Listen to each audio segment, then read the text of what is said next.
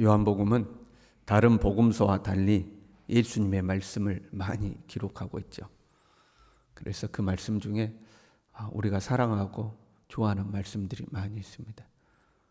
내가 곧 길이요 진리요 생명이니 나로 말미암지 않고는 아버지께로 올 자가 없느니라. 나는 부활이요 생명이니 나를 믿는 자는 죽어도 살겠고 살아서 나를 믿는 자는 영원히 죽지 아니하리라. 이런 말씀들이 다 요한복음에 기록되어 있죠. 그리고 오늘 본문의 말씀, 나는 참 포도나무요 내 아버지는 농부라 하는 이 말씀도 우리가 익히 하는 말씀이요 사랑하는 말씀입니다. 근데 우리가 요한복음을 통해서 익히 하는 말씀들이지만 또 한편으로는 깊이 묵상해야 될 말씀이기도 합니다. 나는 참 포도나무요 내 아버지는 농부라. 나는 포도나무요 그래도 되잖아요.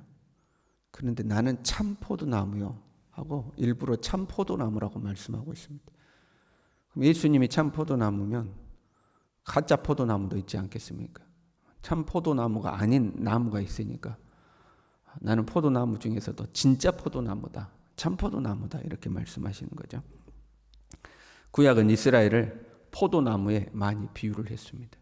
포도나무 그러면 이스라엘을 상징하죠. 시편 80편 8절에요. 주께서 한 포도나무를 애굽에서 가져다가 민족들을 쫓아내시고 그것을 심으셨나이다. 이스라엘을 포도나무로 이야기합니다. 그런데 동일하게 시편 80편 16절 뒤로 가면 그것이 불타고 배임을 당하며 주의 면책으로 말미암아 멸망하오니, 하나님께서 심으신 포도나무가 배임당하고 멸망당했다 하고 또 말씀하죠.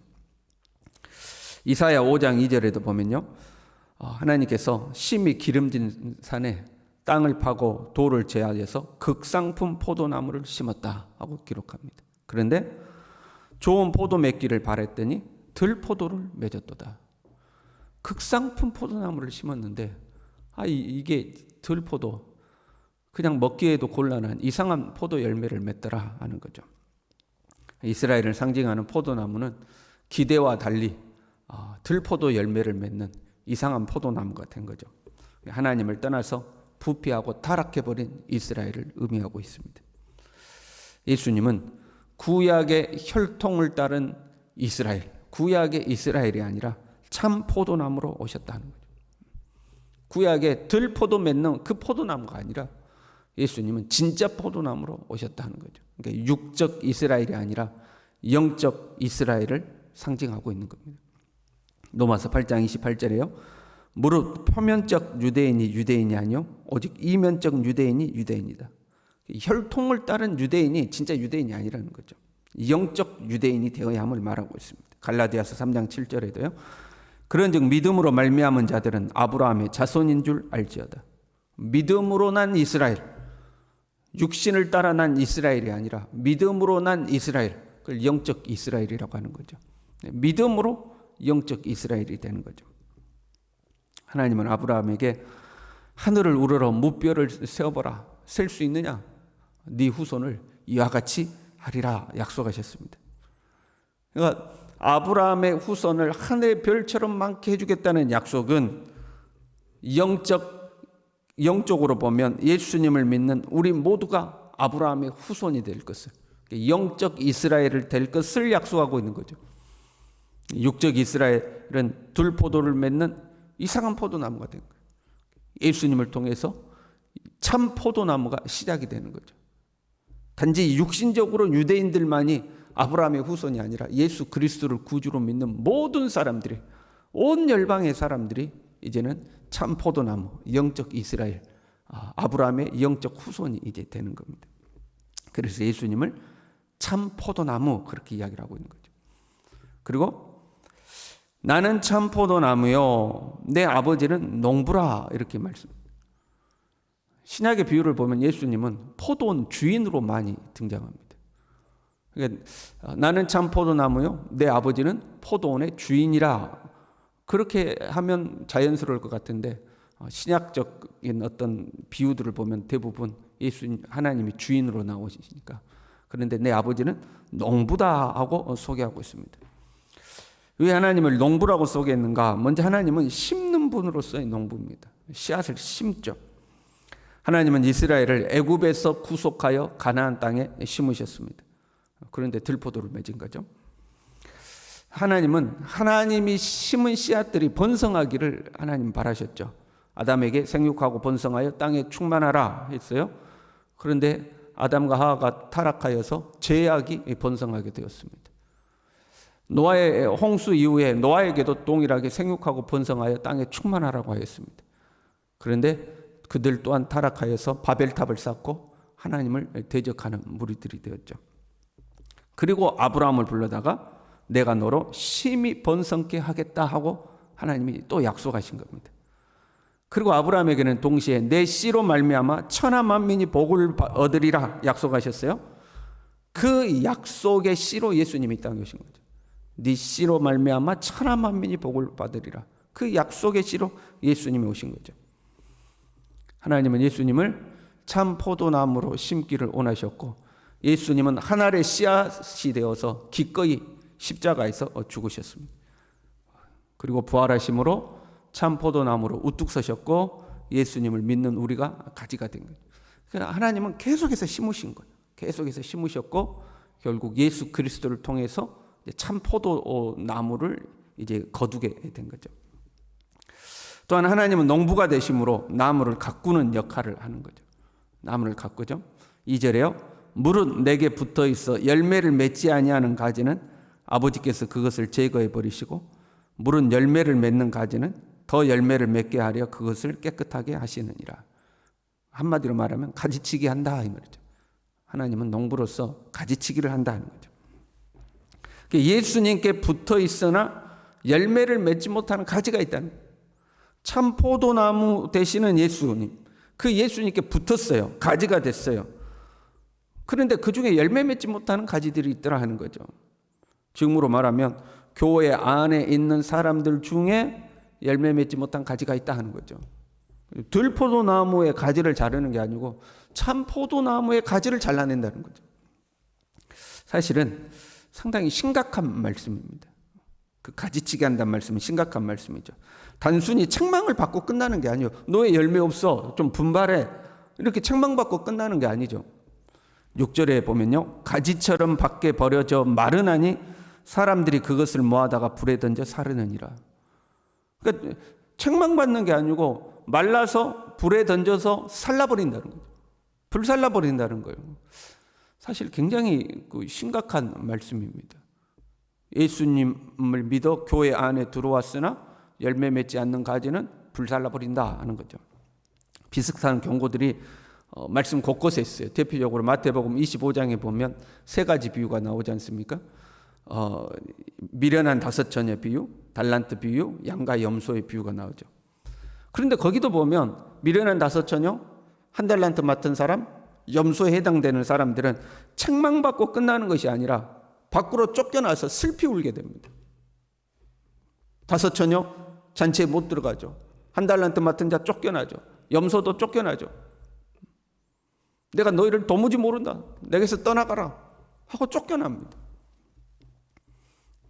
그러니까 똑같이 신랑을 기다렸는데 5처녀는 들어가고 5처녀는 버림받는 거. 책망으로 끝나는 것이 아닌 거죠. 2사람이 같이 밭을 갈고 있다가 한 사람은 데려가고 한 사람은 버려두면 당한다. 2사람이 앉아서 같이 맷돌을 갈다가 한 사람은 데려가고 한 사람은 버려둠을 당한다. 그러니까 똑같은 공간에 똑같은 일을 하고 있는 거예요. 한 사람은 하나님을 믿었고 한 사람은 하나님을 안 믿었으니까, 한 사람은 예수 믿었고 한 사람은 예수 안 믿었으니까 예수 믿은 사람 데려가고 예수 안 믿은 사람 안 데려간다. 그 말이 아니잖아요. 교회 안에 있는 사람 중에 어떤 사람은 데려가고 어떤 사람은 버려둔다는 거죠. 사실 심각한 말씀이죠. 예수님은 참 포도나무예요. 우리는 예수님을 믿음으로 그 가지가 되었습니다. 그러나 안심하면 안 되는 거죠. 가지가 되었으나 열매가 없으면 안 되는 거예요. 포도나무 줄기에 붙긴 붙었어요. 그런데 열매가 없으면 안 되는 거죠. 교회를 다니고 있다고 해서 안심하면 안 되는 겁니다. 가만 보면 교회를 왔다 갔다는 하는데 열매 없는 사람들이 참 많습니다. 교회를 왔다 갔다만 하는 거예요. 어떤 신앙의 열정도 없습니다. 주님을 위한 헌신도 없습니다. 주님의 뜻대로 살려는 의지도 없습니다. 영적인 경각심도 없습니다. 안 다니면 안 되니까, 그렇다고 교회를 안 다닐 수는 없으니까 그냥 교회만 왔다 갔다 하는 거죠. 아무 변화도 없습니다. 하나님을 두려워하지도 않죠. 종말의 때, 하나님의 심판의 때가 가까이 오는 것을 알면서도 예수님의 재림이 우리 때에 내일이나 모레나 예수님의 재림이 이루어지지 않는다 하더라도 하루하루가 지날수록 우리는 주님 앞에 설 날이 가까워오는 거 아닙니까? 우리의 생명이 없어져 가고 있죠. 주님 앞에 선다는 걸 알면서도 그런 것에 신경을 안 쓰는 겁니다. 주님 앞에 선다는 걸 알면서도 자기의 현재 모습으로는 하나님 앞에 서기에 너무 부끄럽다는 걸 알면서도 그런데 신경을 안 쓰는 거죠. 그냥 교회만 왔다 갔다 하는 거죠. 교회만 왔다 갔다 하는 거죠. 사실은 이런 사람들이 하나님 앞에 나와서 말씀을 듣고 깨닫고 자신을 변화시켜야 되는데 또 그런 사람들은 말씀 들으러 오지도 않고 깊이 듣지도 않죠. 그러니까 심각하게 생각해야 되는 문제죠. 이 요한복음 이 포도나무 비유에 비춰서 본다면 심각하게 생각해요. 열매 없는 가지는 말라서 밖에 버려서 불살라버린다 하는 거죠. 신앙생활 오래 한 우리도 방심하면 안 되죠. 새벽에 우리가 나와서 기도도 하고 또 우리는 그래도 믿음으로 살지 않습니까? 그러나 우리도 방심하면 안 되죠. 오래됐지만 생명을 잃어버리고 말라버리는 가지도 참 많이 있습니다.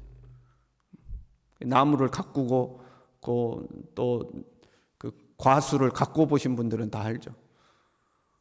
나무 가지가 오래됐는데 어느 날 봤더니 말라서 생명을 잃어버리죠. 말라 비틀어지는 경우들이 있죠. 붙어는 있는데 보기에는 굵은 가지인데 어느 날 보니까 말라버렸죠. 생명이 마르면 안 되는 거죠. 생명이. 우리가 신앙생활 오래 하는 것도 중요하지만 우리 안에 예수님의 생명이 마르지 않는 것이 중요한 거예요. 항상 예수 생명이 우리 안에 넉넉하게 있어야 하는 거죠. 예수님께 딱 붙어가지고 참포도나무 대신에 예수님께 딱 붙어가지고 그 생명을 넉넉하게 빨아들여야 되는 거죠. 시편 1편 3절에요.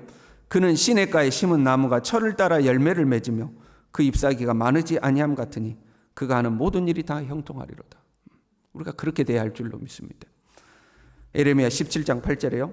그는 물가에 심어진 나무가 그 뿌리를 강변에 뻗치고 더위가 올지라도 두려워하지 아니하며 그 잎이 청청하며 가무는 해에도 걱정이 없고 결실이 그치지 아니함 같으리라. 저와 여러분이 예수 생명으로 충만하여 이 말씀대로 될 수 있기를 바랍니다. 기도하겠습니다. 주님은 참 포도나무요 하나님은 농부가 되심에 감사를 드립니다. 하나님은 우리로 하여금 예수님을 구주로 영접하여서 참 포도나무에 가지 되게 하신 거 주님 감사합니다. 날마다 우리로 하여금 예수 그리스도의 생명으로 충만하게 도와주시고 말라 비틀어지는 나무가 아니라 그 잎이 무성하며 그 결실이 그침이 없는 참 포도나무에 참 포도나무 가지가 될 수 있도록 주님 우리 모두를 축복하여 주시옵소서. 예수님의 이름으로 기도 올리옵나이다. 아멘.